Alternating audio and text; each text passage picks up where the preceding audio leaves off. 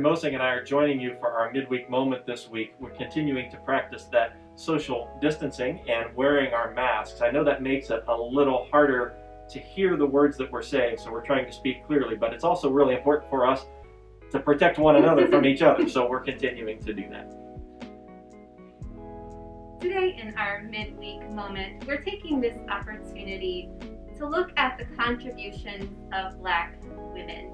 During Black History Month, we often think of or highlight the contributions of Black men, while the contributions of Black women often get overlooked. When I was in seminary, I took a class in Christian ethics, and we explored lots of different ethical perspectives. Now, seminaries, for those of you who aren't familiar with them, tend to focus on sort of the European white male approaches to a lot of things. We have some really significant figures. But in this class, we were taking a survey of lots of those, started with those sort of European models, and then looked at other perspectives like liberation ethics, and we talked about feminism. And we talked about lots of other perspectives in smaller groups after that. At the end of the course, one of the questions our professor, Dr. Yvonne Zimmerman, asked of the class was to reflect on all of the things we learned and name the one that resonated with us the most. So I spent some time reviewing all of my notes and reading through those and just praying about it, and I found that as I was coming to that place, the perspective that resonated most with me was the Black womanist perspective. And I was shocked, because here I was, a white dude from Southeast Ohio who grew up with very few Black people in my own personal experience. And I never would have guessed that that perspective would resonate with me. But I learned more about it. See, Black womanist ethics, or womanism, it was a term that was first coined by Alice Walker. You may know Alice Walker most famously for her work as the author of A Color Purple.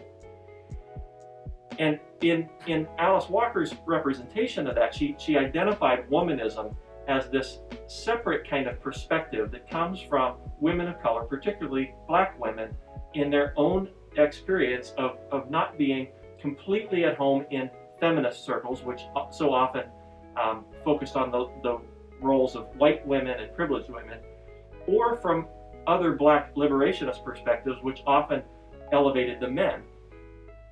So Walker and others like her, that following that, Katie Geneva Cannon and Dolores Williams among them, who really brought that into the mainstream, focused on how for Black women, they are often the kind of last gatekeepers, where everyone else is sort of cast aside or elevated.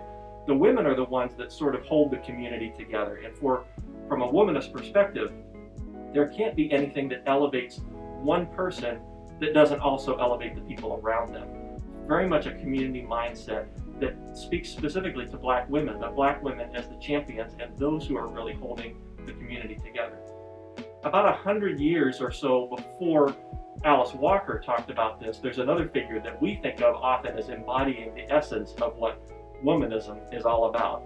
That person is Sojourner Truth. Sojourner Truth led an interesting but really difficult life. She was born into slavery, and yet she escaped slavery with an infant child when she was in her 20s. One thing that really sticks out about Sojourner Truth was her passion.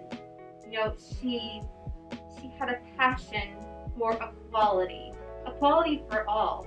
She got involved into the women's suffrage movement, abolition, the temperance movement. She got involved in all of these things. And she even came to be an itinerant preacher. But one thing, as Andy had referred to before about womanist theology, Sojourner Truth had the very beginnings, as we might see it, of womanist theology. In her famous speech, "Ain't I a Woman?" Sojourner Truth hints at that womanist, or broadly speaks at the womanist theology that we think of. She mentions the fact that, where are the people helping her into a carriage or helping her, across a puddle that is muddy. She's a woman too. So from early on, she's raising the fact that feminism, which mainly benefits white women like myself, it's not enough. There's a need for a deeper theology, a more encompassing theology. And we know that faith was a very important part of Sojourner Truth's life. As mentioned before, she herself was an itinerant preacher. But maybe something that you didn't know was Sojourner Truth came to faith within the Methodist Church. So United Methodists like to claim Sojourner Truth as one of our own, and in fact that's true in that that's where her faith first began. Sojourner Truth, who was born Isabella Baumfree, first heard the gospel through the Methodist Church. But when she had an experience of that gospel in her life that took her beyond the local church, beyond the experiences she had in that small community, into the world, she in fact changed her name because it was a response to that calling. Sojourner Truth literally means itinerant preacher, one who sojourns with the truth. And she was beyond the Methodist Church. Even when she was in the Methodist tradition, she was always sort of on the fringes of the most sort of the most Pentecostal end of what Methodist tradition is, and many Methodists were uncomfortable with her. We know even in the Methodist Church where she had first come to faith that Sojourner Truth, or Belle as she was known before she adopted that new moniker, would not have been allowed to lead a class. She wouldn't have been allowed to preach. She wouldn't have been allowed to hold office. So she was always sort of pressing at the edges of that, and as her life continued, while she may have some roots in Methodism, she went far beyond where the Methodist Church was ready to go in that time. In fact, I think as United Methodists, we still struggle to catch up to where Sojourner Truth was trying to lead us then. What's great about her story is that it challenges us in wherever we are to go beyond what we know of history, to go a little bit deeper, and to go beyond the identity that we know into a place where we can experience a fuller sense of God's grace and God's self-revelation to us.